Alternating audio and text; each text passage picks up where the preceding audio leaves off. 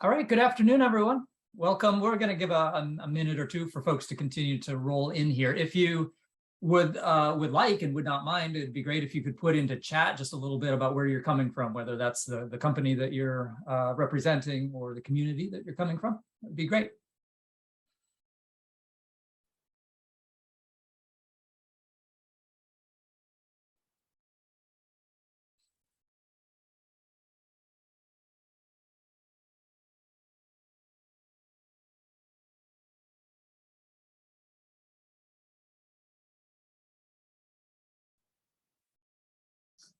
Let's wait just a little bit longer, although it seems like we've come to a bit of a pause in the entry into the workshop.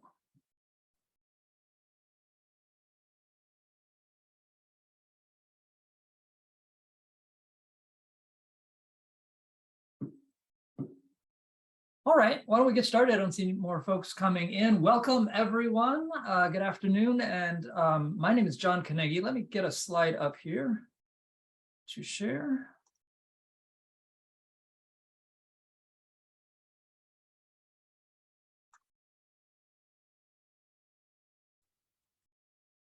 Just one more thing.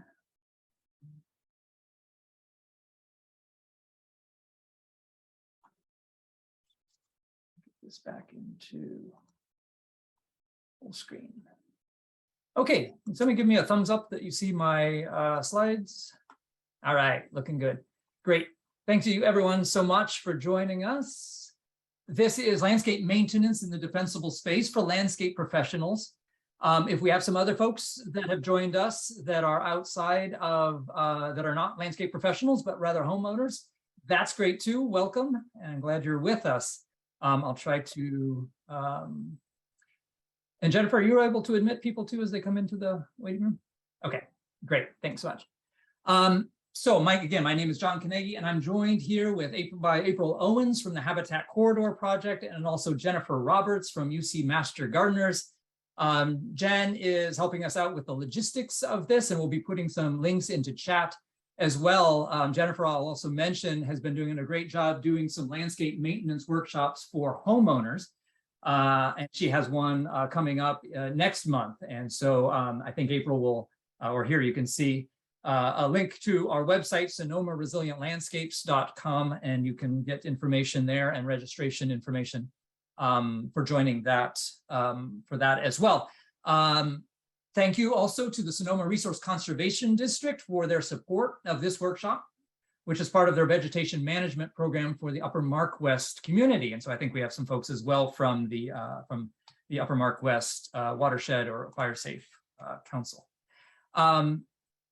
The Resilient Landscapes Coalition that we represent is a partnership that was formed a few years ago. It's made up of Fire Safe Sonoma, the Habitat Corridor Project, and again, in a moment, April will give the second half of this presentation. I come from the Sonoma Ecology Center. Ellie Inslee, I see, is also in the group, and so may be available if she's able to join us for the whole presentation, may be available to participate in the discussion and questions and answers at the end. And then the UC Master Gardener program of Sonoma County is the fourth partner in this group, headed up by Mimi Enright. And like I say, Jennifer Roberts is helping us out this afternoon as well. We do this work in partnership with fire protection folks from the County of Sonoma and from CAL FIRE to make sure that our messages are aligned. And our recent work, not this workshop specifically, but much of our recent work has been supported by a grant from the Sonoma County Vegetation Management Program. So we thank them as well. So the Resilient Landscapes Coalition was created to help landowners understand the current defensible space guidelines. And often folks have been confronted with the need to remove plants to make their landscapes more fire-wise, but we also want to help them understand the opportunities that there are to create habitat and to kind of nudge their landscape towards one that's better adapted to our climate. So this image shows a landscape that is adequately irrigated. It has some space around the base of the tree, has vertical space above the coral bells that are on the ground, and the tree canopy above. So it's the kind of landscape that we are trying to help people create. So an outline for what we're going to be talking about this afternoon is why defensible space is important, sort of how we got here from a little bit of a fire history and ecological perspective, some design guidelines, because even though the emphasis for this workshop is on maintenance, really it all kind of starts with design. We have to know what we're trying to achieve as we're maintaining the landscape. And April will give her own presentation following this with lots of planting and maintenance and specific plant examples for the defensible space with an emphasis on native plants, you'll find. So we'll do this in the next about 45 or 50 minutes or so, and then have some time for questions and answers.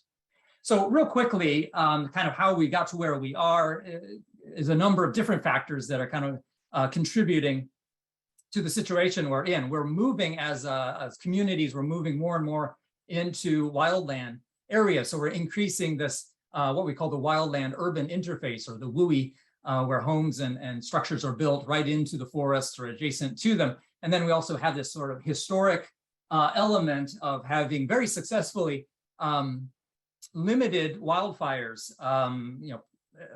extinguished them in many cases, to the point that we've got a lot of accumulated fuel on our forests and other wildlands. So where very low intensity but frequent fires were pretty common in the California landscape a few hundred years ago, now where we're getting, because of the fuel and climate situation, we have more infrequent fires, but that are at a catastrophic level. Combined with this is sort of a changing climate that's making a little bit the fire weather or the fire season prolonged with higher heat and drier weather. So this sort of increased potential for catastrophic fire can mean greater loss of homes and lives, air and water pollution, disposal issues, the cost of resources to rebuild, and so forth. So first of all, what is defensible space? Defensible space is simply the landscape around the home that potentially can slow or stop or alter the spread of fire during a wildfire event. Typically, we think of it consisting of 3 zones around the home, zones 0, 1, and 2. Zone 0 would be the space right around the home, 0 to 5 feet from the structure. And that would include any attached structures like a deck or patio or garage or whatever.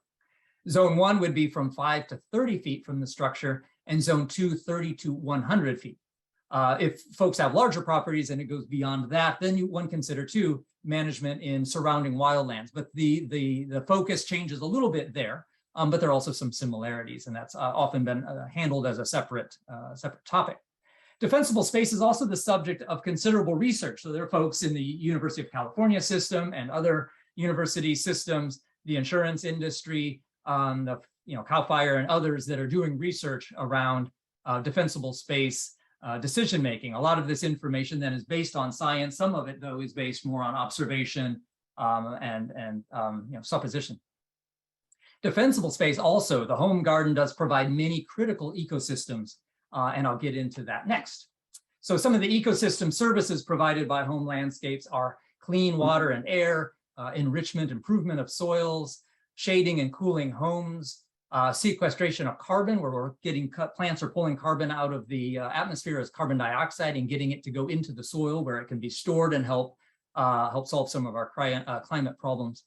Home landscapes can do a lot to help manage stormwater so that water can stay on our property and enter into the groundwater rather than being rushed to the nearest creek as fast as possible. Plants do a tremendous service to us by holding soil in place, also again keeping water clean in our watersheds and keeping our soil in place so that it can build up and support more plant life. These last two I kind of grouped together: provide cover for wildlife, provide nectar or other flower resources for pollinators. So basically supporting wildlife, supporting creating habitat. And there's no plants that do this as a group, as well as native plants. And so I kind of tied them together with this quote: for the first time in history, gardeners have become important players in the management of our nation's wildlife. This is a quote from a professor of entomology named Douglas Tallamy, who writes a number of books, has written a number of books for sort of the popular press for gardeners. This one is from Bringing Nature Home, and he makes this really strong connection between the use of native plants in home landscapes and the support of our wildlife, our California wildlife. And it starts with supporting insects. Insects are food for so many other organisms. It's a great book if you have some interest along those lines.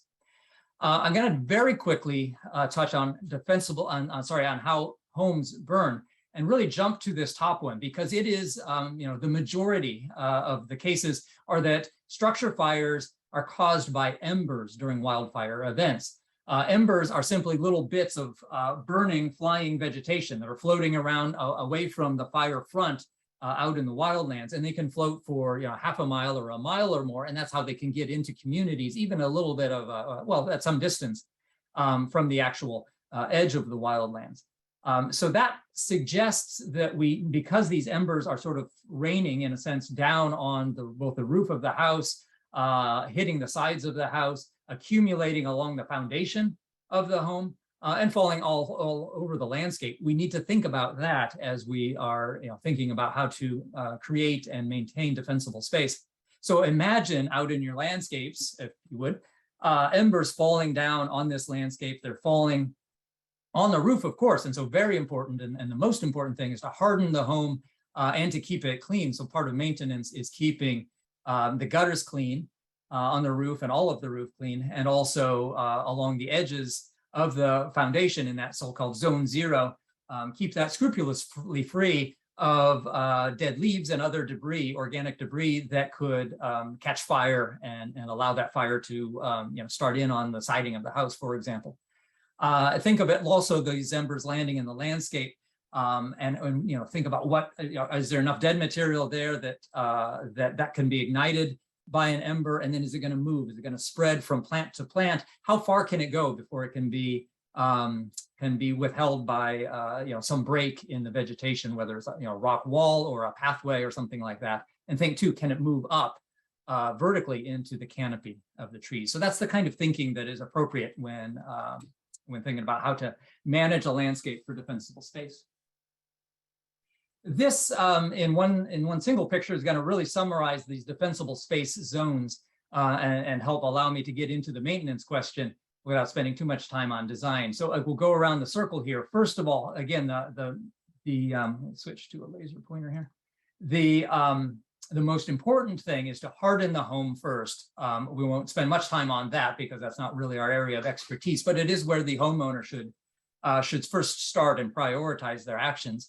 Now, next, zone 0, again, is this 0 to 5 foot zone around the home and around other buildings on the property, around decks that are attached, overhead structures as well. In this zone, very briefly, we will want to have no wood mulch, very minimal or no planting, no combustible materials. So that would be things like lumber storage, firewood, but even like patio furniture that is combustible, could be plastic or wicker, things like that.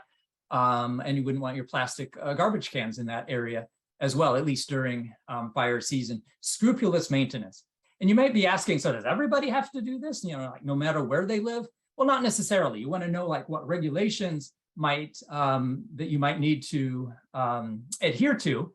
But you also need to sort of measure your risk. If you're not forced to do that by regulation, you can consider, okay, so what are my, what are the risk elements? How close am I to the wildlands? What are those wildlands and what are their hazards? And there's some mapping and other things that can be done to help you figure that out. Moving out into zone 1, now that's 5 to 30 feet from the home. We want to have plants, but we want to kind of cluster them together in islands. There's sort of an ecological reason here, in that provides more cover and more resources for wildlife, but also allows us to have those islands, looking really nice, providing a lot of both services and beauty, but separate the islands from each other by strategically using, the driveway, existing pathways, maybe putting in some new pathways, or it's other elements like a dry stream feature that can break up the continuity of the vegetation.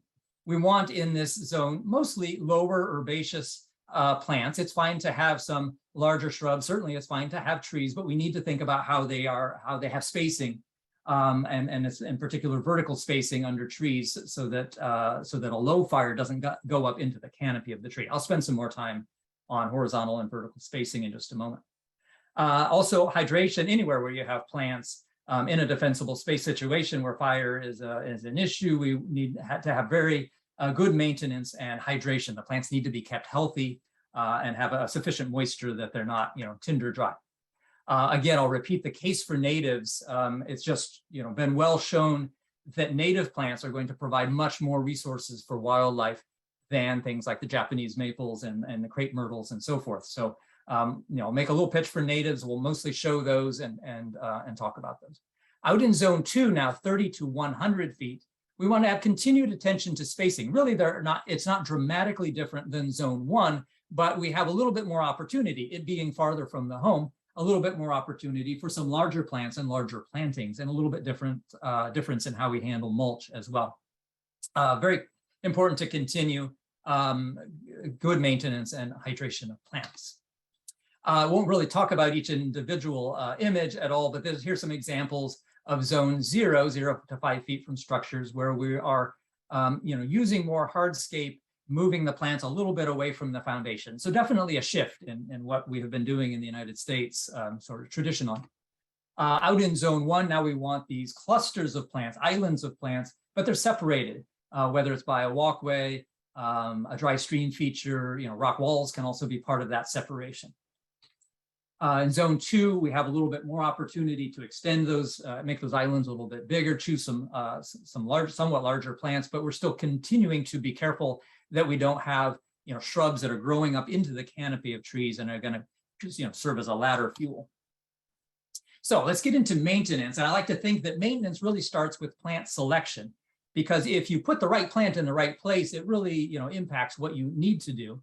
And can lead to a landscape that's really much easier to maintain and a lot healthier. So design with maintenance in mind, and I like to think too that we're probably all designers here, whether we think of that title or not applying to us. Anybody who has ever chosen a single plant for a landscape, really is a designer. They're deciding what plant to put in what place.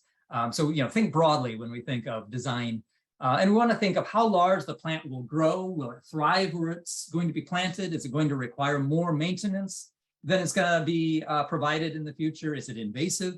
So you look at some of these images, there's a place arguably for a juniper, but it's not, in a fire-wise landscape, it's not up against the windows. There's too much flammability here, and breaking windows with the heat of burning vegetation just allows an opening into the home for all of those embers that are blowing around. Bamboo I love in the tropics, but here often there's just a thick mulch of dried leaves underneath. It'd be very difficult to keep clean enough, and a lot of fuel there. And there's so many plants that look so very cute in 1 gallon or even 5 gallon pots that people just don't realize are going to be a 30-foot tall tree. So we need to think before we plant. A lot of maintenance in the defensible space is around handling plants and how we do that. And so we talk a lot about pruning here. So the goals for pruning in the defensible space, differing somewhat from pruning, for fruit or for flower production, we're going to think about horizontal spacing. So the amount of space between these groupings of plants, vertical spacing, and avoiding these ladder fuels that can allow fire to climb up into the canopy of trees. We want to remove dead material very scrupulously, and then some stylistic things around wanting to thin plants rather than hedge them, and pruning to rejuvenate. And I'll go into each of these just quickly in turn. So this is on the left, sort of the typical image scene to describe horizontal spacing. And people have applied it mostly with single plants. This is what people are used to seeing. There we want 2 times the space between the plants as the height of an individual plant. And so it, I think, leads people to think of, oh, so you space these plants out kind of like on a checkerboard, and you see these kinds of landscapes out that are neither very attractive oftentimes and don't provide the sort of habitat that clusters of plants can do. But people agree that it's very appropriate to create these islands of plants, but apply this rule between the islands. So we want to take twice the height of sort of the adjacent plants in the island as spacing in between those islands. And this grouping of plants, again, is going to just allow more cover and protection for wildlife, more resources for them. The spacing, whether, whichever of these you would subscribe to, the spacing would increase as the slope increases because of the way fire can move more quickly uphill. And then it's very important that the ground is covered. And these images over here, they're intended to be drawn simply, but I think they give people the idea that there's nothing either living there or even really any like sort of wood mulch. And so it kind of, I think, tends to lead people towards thinking of a swath of gravel there. We'll talk about mulching and what can be between the islands and around plants in just a moment. Then vertical spacing, as I kind of alluded, is to remove the continuous fuel up from the ground level up to into the canopy. So here what we want to achieve is 3 times the height of the understory plants in clear space between them and the bottom of the canopy. My wife pointed out that it would really be, maybe easier for some people to understand that you want the plants to only be 1/4 of the height up to the bottom of the canopy. So that can be achieved in a couple of ways. You certainly should try to choose plants that will be appropriately low so that you don't have to, cut the plant down by half every year. You can also limb up the tree. So you can make the bottom plants lower, the top plant higher by removing some of the lower plants, but done, so that you're not removing more than 1/3 of the height of the tree. With shorter trees, like something that's 12 feet tall, you'd want to do about 1/3 of the height of the tree, but taller trees should be at least 6 feet limbed up from the ground. Here's a ladder fuel project that was done by Ellie, who again is with us in this meeting, where on her property, she had the situation of junipers underneath an oak tree. It was multiple junipers here, so she's able to remove the one or ones that were closest to the tree itself, so that the tree, the after picture here is on the right, the tree trunk is completely clear of junipers, and what was left was lowered in height so that there was the three times space above it achieved. And then also, probably rather painstakingly, leaves and debris. So the juniper itself is producing a fair amount of debris, and you can imagine that the oak tree is probably dropping a lot of leaves into that. It's important to keep that cleaned out in a fire, a high fire risk situation. So that was done here.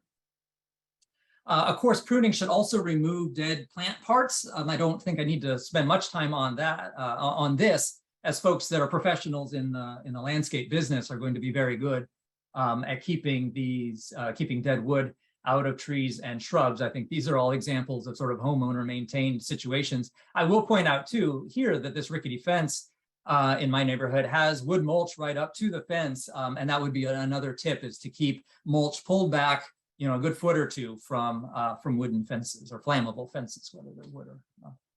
And I'd like to get into, how am I doing on time? I need to continue to move quickly. A little bit about pruning style. We've gotten into a situation where the very standard style is to run a hedge trimmer over most, if not all, shrubs in the landscape, and give them a flat top or create sort of geometric shapes out of them. I'm not sure where that kind of standard has come from. Some folks, I think, unfortunately, have kind of grown to believe that that is the most acceptable, even the best way, the healthiest way to treat plants. But there's a couple of problems, including fire safety issues. When we cut stems, as you know, we often get a proliferation of growth from the nearby buds. So you often get this sort of cap around the top or sides of hedged plants, a very fine twiggy growth that really creates a lot of shade so that the inside of the plant isn't very healthy, and you have a lot of dead twiggy material in there. Plus, what we are hedging off often falls in there, and it's really pretty impossible to keep it, to clean it out thoroughly. And then of course, in doing sort of unnecessary hedging, and then the cleanup that follows, we're just burning a lot of fuel that's, has some questions around sustainability and the climate issue. Many times, designers create this problem too by planting plants too close to driveways, to sidewalks and other walkways, where you basically plant this rosemary so close to the sidewalk that you're just saying, okay, for the next 20 years or whatever, we're going to hedge this every week or every couple of weeks, because that's what's going to happen. We can do better than that, I think, with some thoughtful design. Another approach to pruning would be to, again, choose plants that aren't going to require hedging as a way of keeping the height down. So choose plants appropriately. And then many plants are amenable to this sort of style called thinning, where we're removing sort of interior branching. We're reducing the fuel that way, fire fuel. Also, we're exposing what's often very pretty branches, especially if this is manzanita. This is Western redbud, which isn't super attractive, but still, it's kind of nice to see. And it does kind of, it allows or is an opportunity to lift that canopy up a little bit so that there is some vertical spacing between, in this case, California fuchsia below it. I'm not saying that all plants would work well with this style. Barberry probably would be very difficult to keep adequately thinned. It just grows in a sort of brambly style. But there are many plants that, that would be well served by more of a thinning approach. Some individual wildland specimens, native specimens that come from our chaparral regions and others are very excellent as sort of specimen plants. So we show this particularly, this is a manzanita, and in some cases, manzanita is on a do not plant list, which is not something that we subscribe to particularly. But we know of communities like HOAs, for example, that have a do not plant list that would include shrubby manzanitas. The one I'm familiar with, they do allow ground cover ones. Because manzanitas and coyote bush, ceanothus, and others do come from wildlands that burn, but then again, that's the California, that's the ecological history here. That's our vegetation types are just have fire as part of a healthy cycle for them. But they can be managed in a way where they're free of dead material, where they are adequately thinned, lifted up a little bit, if that's appropriate, plants underneath so that there are not ladder fuels. And it's a very beautiful and appropriate plant. In fact, I think would say much more desirable than the plant in the back, which probably has been hedged. It looks like it's Westringia, if I had to guess, but I'm not sure. It's right up against a tree. Possibly there isn't sufficient vertical spacing above it. So I would take the manzanita in that case. And then there's a style of pruning to rejuvenate plants. This is in my own landscape. So I took these photographs as a series over 4 seasons. It's coyote mint, which you might be familiar with. The photo at the bottom shows how we like to think of it in the summertime, full of flowers. Those flowers are very attractive to pollinators, and it's a great California native plant that doesn't require a lot of water. But it does at the end of the summer, in the fall, look a little bit rangy. It's developed a lot of woodiness at the base. And a lot of plants like this can be cut down hard to like 4 or 6 inches in the wintertime. And as this photo shows what that looks like. And they will regrow in the spring with a flush of new growth that is less likely to ignite. It's less woody. It looks very attractive, and very soon in the summer and all through the summer will be back in bloom again. And there are other plants that are very well adapted to this kind of management, including bunch grasses, other natives like salvias, sages. California fuchsia would be another one that works very well with this. When removing any significant amount of vegetation, timing becomes very important. So substantial vegetation thinning or removal is best done in the months of September through February. And that's because bird nesting season is March to August. And we want to be very aware of ground nesting birds as well. So we share this space with other life, and we really should consider them as we do our practices. I'm going to move quickly and maybe even defer a few things till the question and answer period so that April has plenty of time for her presentation. A larger property might have an area where there are some annual grasses and weeds that grow up, and those should be trimmed down to a maximum of 4 inches. And often that's part of weed abatement, fire code type regulations. We do want to avoid mowing down to bare earth and follow the sort of advice during fire season of doing it early in the morning, choosing a string trimmer over a mower, that sort of thing. There's very good information on landscape mulches, and I'll share sort of the summary of what's recommended. But that information is based on this study that was done by the University of California and University of Nevada cooperatively. I don't know if April, if you have that, I'm sorry, Jennifer, if you have that link to put into chat that folks could click on. This is a study that tried burning a bunch of different landscape mulch types. These are the types that they studied, and I'll just give a sort of a summary of recommendations. In zone 0 to 5 feet from the home, we want no combustible mulches. That would be any of the wood mulches or rubber for that matter. In zone 1, between 5 and 30 feet, we have these islands, remember, of plantings. We would like to see wood mulch under them because it cools the soil and conserves moisture. Add some organic matter to the soil. So wood mulch, preferably of the sort of chippy kind, like composted wood chips or arbor mulch, would be preferable to about 3 inches. What we do not want to see there or anywhere in the landscape is the very finely shredded, what we typically call gorilla hair mulches. That's just not appropriate there. I think they found that pine needles, which we don't see so much in our area, are also too flammable, too much like tinder. Also within plantings in zone 1, leaf litter is okay to allow to accumulate, the leaves that fall from trees in the late fall through the winter and into the spring, and then probably want to reduce that as we go into the summer season. Now, between the plantings, we need non-flammable materials to break up, to serve sort of as a fire break. So there we're thinking of like a gravel mulch, or it could be these walkways, flagstone or concrete brick, that sort of thing. It is also possible between plantings to have some native grasses or sedges treated, sort of like a lawn, but they will need to be irrigated. They'll just be too dry otherwise. But April might have some good examples of that sort of situation in her presentation. In zone 2, 30 to 100 feet, now we can have wood mulch 2-3 inches depth in greater areas. So we can have like the walkways between plant islands with wood mulch, and leaf litter there is beneficial year round. I think other than saying that it is necessary to, even with native plants, provide enough irrigation that plants are healthy and well hydrated. But I think as far as the specifics, we'll just see if that's something that we have time to talk about during the question and answer period. So with that, I will close my presentation, turn it over to April. I thank you very much for your attention, and I look forward to the discussion afterwards. Great.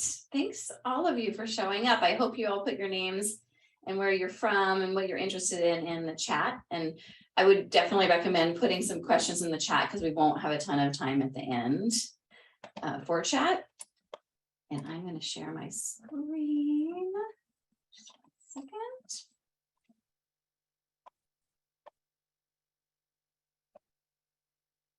All right.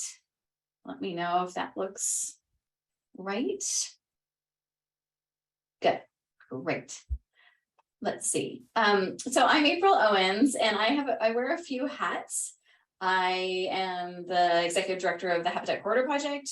I also run a small landscape design and maintenance and installation company, and I represent the local chapter of the California Native Plant Society. And I recommend you look into. We'll get all these links in the chat, but look into each of those and learn about them and join them as you like. Oh, that came out a little funny, but this is I was just giving you an example. This is in our 0 to 5. I was going to give you some examples of 0 to 5, jump into plants, and I'm going to rush through it a bit, but we have so many resources that we'd love to share with you later. So make sure you keep in touch with us. So in the 0 to 5, we do a lot of this work with the Habitat Corridor Project and my design company, just taking out foundation shrubs and putting in some beautiful cobble mixes, making sure that we have some islands of plants like John talked about. These islands can be very small, and in this one we planted these plants, and then we did a top dressing of some what we call green lean compost even on top of that, just to be just so much safer in this zone. There's also, like, here's another example of a project, the typical boxwood hedge that needs a ton of water. It used to be the way we all had our houses. They even have their flag out there.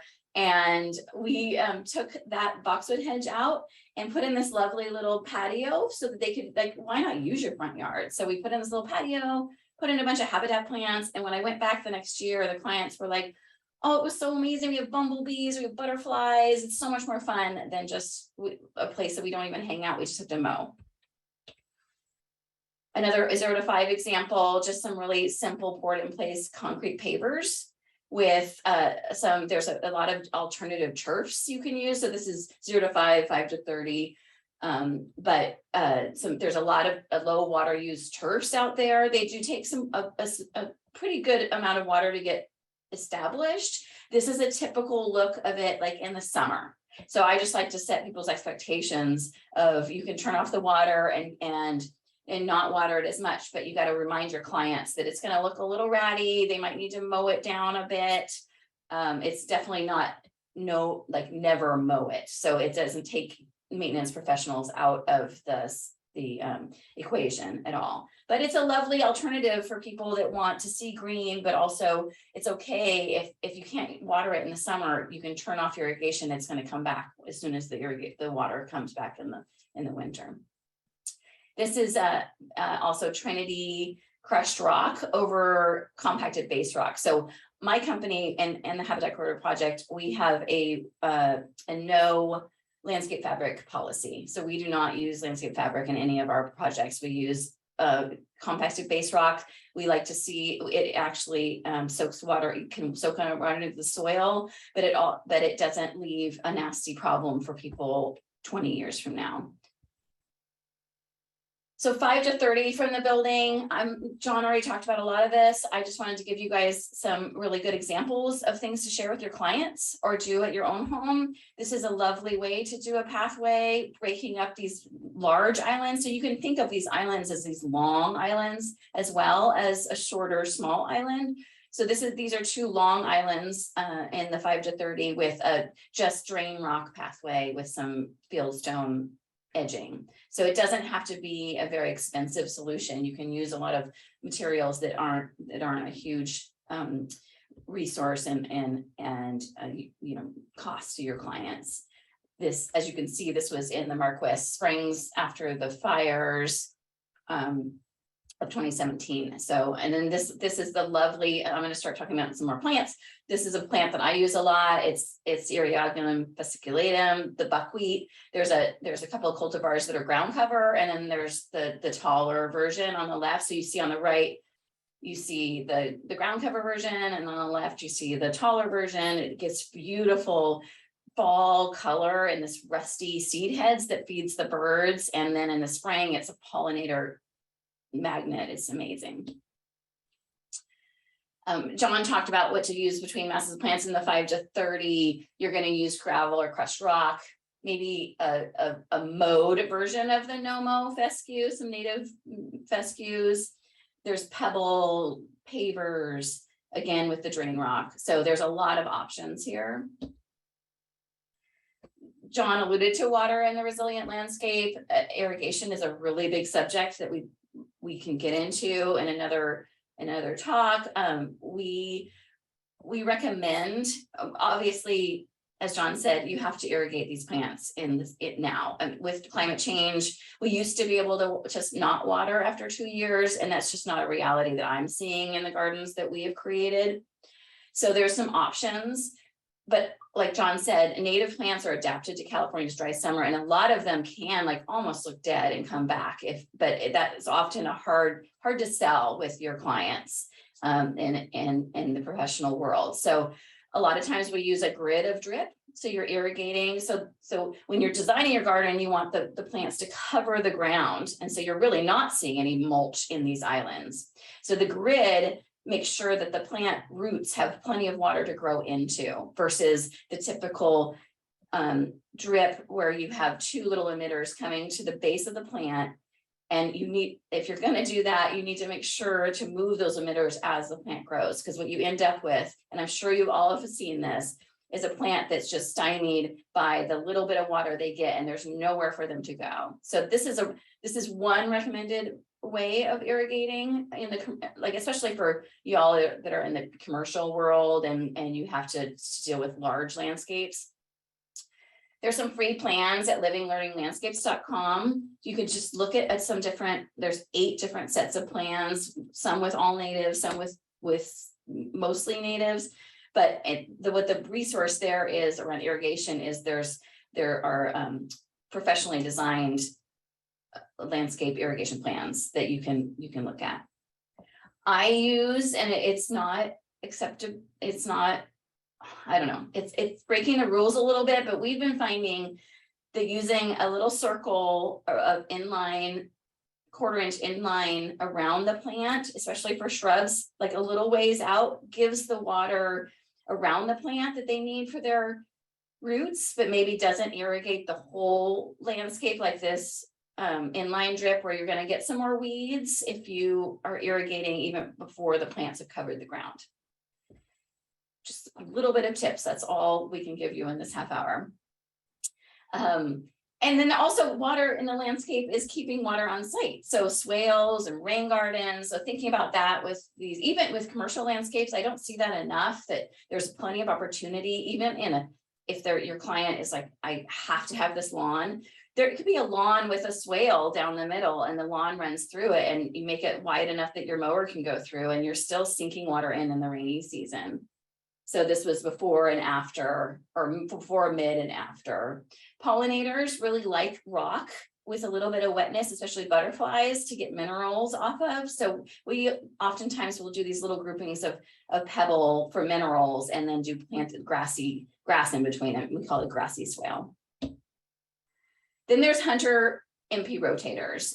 This is a system that is contentious with a lot. I've heard from a lot of landscape professionals that it's tough to maintain. The plants start getting tall. You got to do the risers really high to make sure you think about how making that it's not blocked. So this is another option that we use a lot.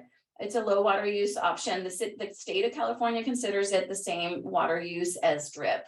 Sonoma County doesn't. So there's some education and learning there. But I find that I like to see the water coming up. You can see leaks. This is hard piped, so you're not having the drip issues where the squirrels get in and you have these heads that blow off. So I really like this. We are using some nice 4x4s to block the risers, so it looks kind of pretty, and then the plants grow up. So there's some options there. And as John talked about, we really are trying to propose to you all that you use some native plants instead of your non-native go-tos. So if we could walk away from these workshops, giving you a few plants to replace your typical go-tos, my life would be, that's my mission in life. So I'm not saying in your landscapes, you have to convince your clients to do 100% native. I get to do that because I do residential landscapes. But in the commercial landscape, if you can switch out some plants and get the companies on board, or just do it and they won't even notice. I know a lot of clients in the commercial world, they just want it to look good. They want color. They want, so I don't, sometimes it's not a sale. It's just, hey, we're using this plant instead of this plant. So here's an example in my neighborhood where there's lavender, super pretty, next to the Matilla poppy. And then we suggest the native salvias are just as beautiful, if not more beautiful, and more, this whole sense of place comes out with these California natives, especially the sages. You walk by and they're just so fragrant and so bold and covered with bumblebees. And I have a lot of clients that get scared of honeybees, which love lavender, but bumblebees love the native sages. So you can kind of have that conversation with them too. So switch it out. I was just thinking, John and I were kind of thinking about this the other day, like, what are the plants that you go to? And I'd love to write like what, as the commercial landscapes, what you have to use or what you go to, like Raphiolepis or Podosperum. Some perennials like lavender and penstemon, the purple penstemon that is, ubiquitous everywhere. You could think about using Mountain San Bruno coffeeberry, which is an evergreen plant that is beautiful all year round. Would appreciate a little bit of water, so it would be okay in more commercial landscape where some natives aren't going to like being next to the lawn, or some of the things that you all have to deal with. Wax myrtle and toyon are all plants that can be hedged, they can be tended, they can tolerate some water, and they're great for Sonoma County. Again, with the salvias, I'm bonkers about the salvias. There's California fuchsia and the coyote mint that John already talked about, but just lovely flowering, often flowering in the fall and the spring. So you're actually giving clients more flowers for their buck. In a commercial setting, this is a lovely landscape that we did as a part of the corridor project in Sebastopol that's tended by a professional maintenance company. And they come in every couple of months and cut things back and shear, and it has the MP rotators that you can't even see. So this kind of lower landscape really lends itself to those MP rotators, the overhead spray. But we will send you these slides so you'll get to get this list, but I'm giving you a lot of lists of go-tos that I use that work really well for habitat and for commercial and residential landscapes. Perennial color, people tell me all the time, oh, natives aren't colorful enough, and I'm just shocked by that. They just don't know. So this is one of the plants that can be used. It does need some tending, but we are maintenance professionals. You go in and tend. So after this plant is done blooming, you cut back the flowers like lavender, typical to lavender or any other flowering plant, comes back blooming so quickly. One of my the co-founders of the Resilient Landscape Coalition, Mimi Enright, who's not here today, had to sell me on this plant again because it's from the islands of California, and I hadn't had much luck with it. But since she reintroduced me to this plant, I am in love. It smells so beautiful as well. So it also works in the 5 to 30 because it can be really well tended. It doesn't need a lot of water, and it supports butterflies and other pollinators. Just some quick tips for successful habitat planting. All of us as maintenance and landscape professionals and residential homeowners can support the biodiversity collapse, really the insect apocalypse is what we're calling it, because it's really scary.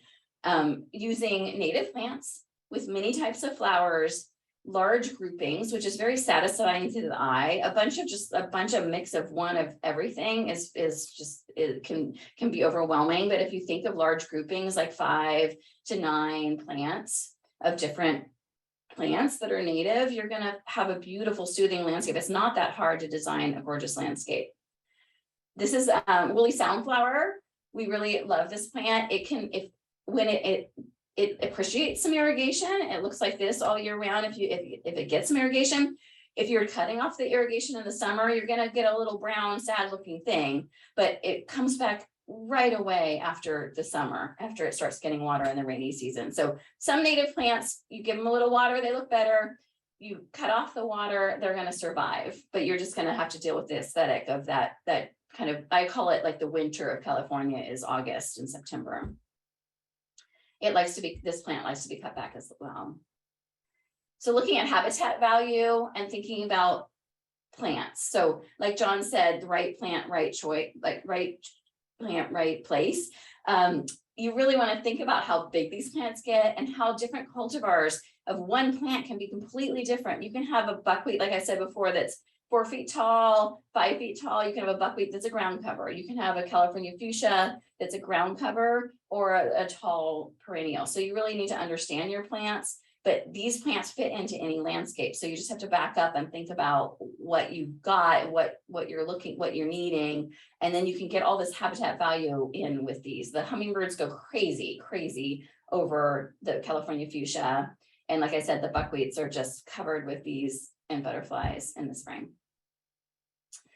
Looking at your shrub layer, so in the 5 to 30, you can have islands with some larger shrubs.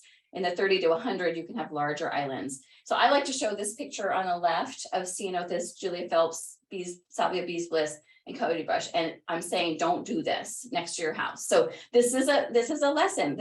We've been a Resilient Landscape Coalition has been together since 2019, 2018, and we've learned a ton. So this was a landscape I put in before, and we've had to edit this and put in gravel and move these plants out.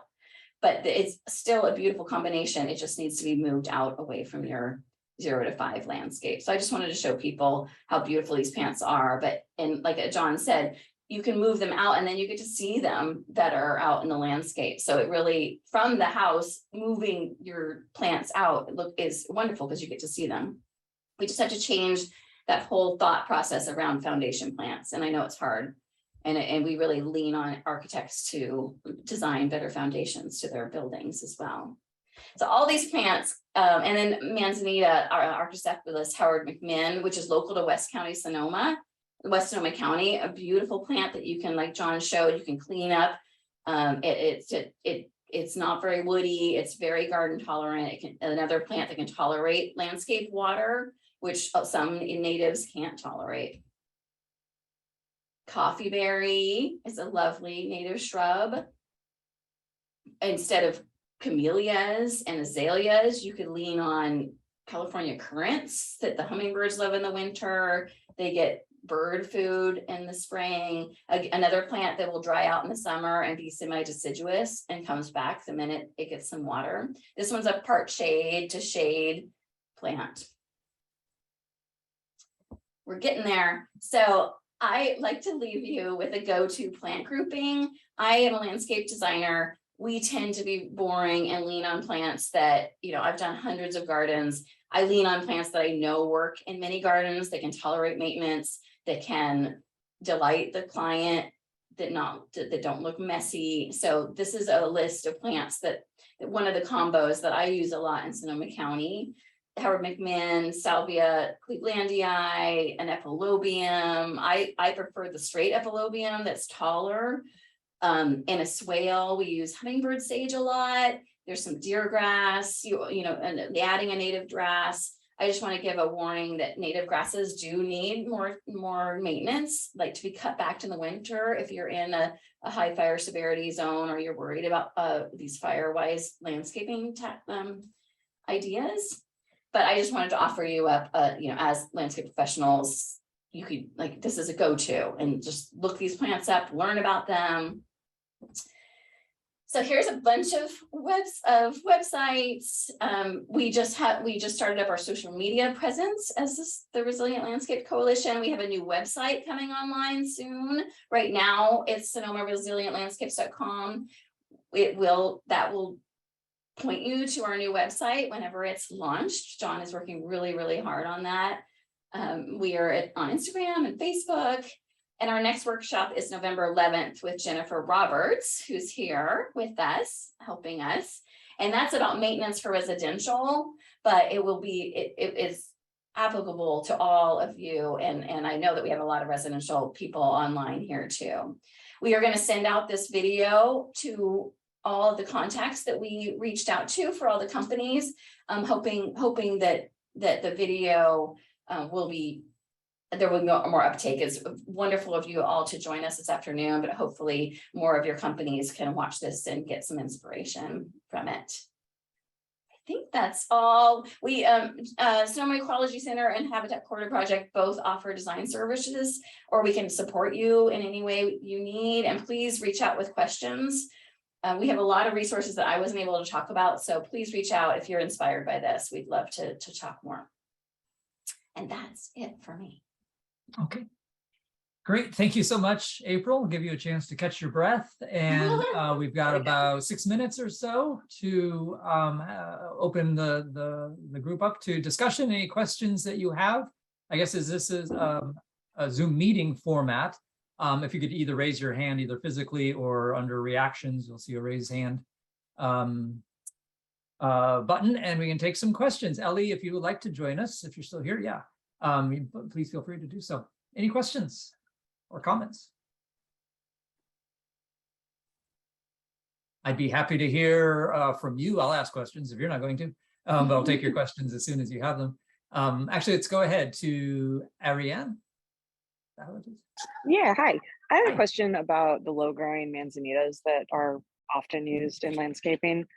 Do you feel like they're a good option? Just because I know they're low growing and spreading, so you can't really thin them out in that way you can with like the more upright manzanitas. And yeah, just curious about that. Yeah, I'll start, but would like to hear other people's reactions as well. I think they're a great plant, and any plant that offers nectar resources in the middle of the winter, as all of the manzanitas do, I think are really valuable for bees and other pollinators. I think, you know, I would be careful to use them with appropriate spacing for the size that they will get. They grow, you know, quite wide, and sometimes they're planted just a few feet apart. And I think with age and sort of growing on top of each other, you do have the potential for some buildup of dead wood that can be removed. And I've been part of cleaning up some dead twiggy stuff from manzanitas, ground cover manzanitas. That's been pretty successful. It looks like this is be impossible when you start, but once you get into it, you find it actually goes faster than you would think. April, what are thoughts that you have? I find that people plant those in too hot of spaces, all of the ground cover manzanitas. They all come from like Santa Cruz area and the coast. So I would just think of that when you're planting the ground cover manzanitas, that they, in the hotter areas, I find that they like a little part shade or a break from that heat. I see that happen a lot. And then you end up with plants that are not doing as well. And John said, then they get twiggy and there's a lot of issues. So that's one plant that I used a lot in my career in Santa Cruz that I use less here in Sonoma County, but it's still a valuable plant. Just think about where it's from and what it can tolerate. And speaking of that, I have kind of an extreme example that was a big mistake on my part. The species of manzanita, ground cover manzanita, that is called Arctostaphylos uva ursi, actually grows across North America and beyond, I believe. So, it's found in southern Canada and all the way to the East Coast. And I chose one, it's the cultivar Massachusetts, which is a real beauty, but boy, it is not very happy with California heat and summer dry. But where I have it, and I bought a number of them. So I have some that are in shady spots where they're much happier than the ones that are out in sun. But I have others, I think it's Point Reyes, that I have in sunnier positions that look quite good. Other questions? I have a question. Yeah, Jesse, go ahead. As arborists and specialists in the tree care industry, we often have to make a lot of recommendations for replacement trees when dead, diseased, dying trees need to be removed. And a lot of the times, my colleagues and I find us recommending a lot of California native species, but it seems like our list may be a little bit limited to a lot of oaks, some deciduous trees, having kind of a hard time coming up with a list of, some of the standard ones that we usually recommend. But what would you recommend usually? Like, do you have a small list or something of good recommendations for new plantings? Of trees in particular, California natives, I'd love to hear that that's your interest. But I kind of feel like I've been in a similar situation. Our Sonoma County, North Bay County forests are sort of dominated by oaks, which is great as they're a wonderful tree. But sometimes they are kind of big for the situation. Bays don't necessarily make a great residential tree, street tree, that sort of thing. So you think there's also some walnuts. Ash, but that's often more of a riparian. So you kind of have the situation where a lot of our native trees are either oaks on a hillside, very upland, or they're riparian and need water or a shadier situation. And that's kind of the issue that we run into a lot of the times is our clients will request California native trees, but they don't have the space for a lot of the common California native trees like the valley oak, the redwood, what have you. I have a couple of options. We've been using the Catalina ironwood quite a bit.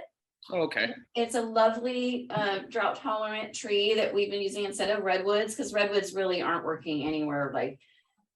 I used to say east of the 101, but now I feel like it's even closer to Sebastopol. So that ironwood is a lovely choice. It's really drought tolerant. Before the fires in Fountain Grove, there were a lot of great, it's a big tree, but it can be tended as a multi-trunk tree as well. So that's one that we've been leaning on and really liking, and our clients like it. Like when they want a redwood, then you can still have that kind of look. Yeah, that's a great idea. Thank you. And that's a really nice one. Prunus ilicifolia would be another smaller tree. So that's hollyleaf cherry. You mentioned redbud, and that's one that I think of as like a large shrub or small tree. So that could be a multi-trunked or single-trunked small tree to 15 feet or so. I think is about where that maxes out. And you can think of other large shrubs that might serve as sort of a patio tree. We also like Toyon and Ceanothus. We cheat a lot and use Arbutus marina, because it is a nice hummingbird supporting tree with lovely peely bark.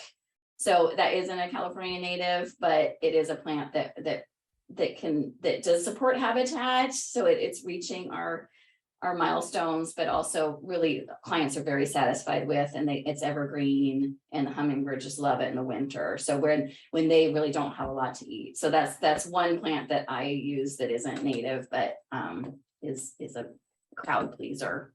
Oh, great. Thank you.